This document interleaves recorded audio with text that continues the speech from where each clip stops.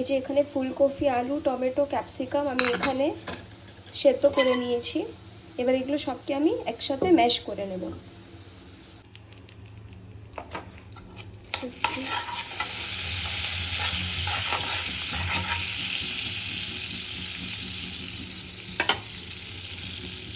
Capsicum, onion and garlic.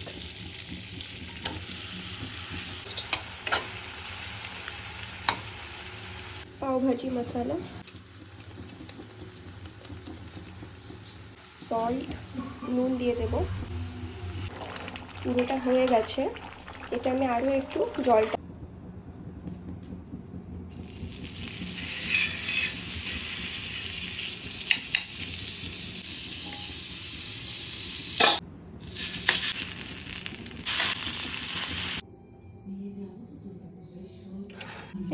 Complete recipe পাও ভাজি।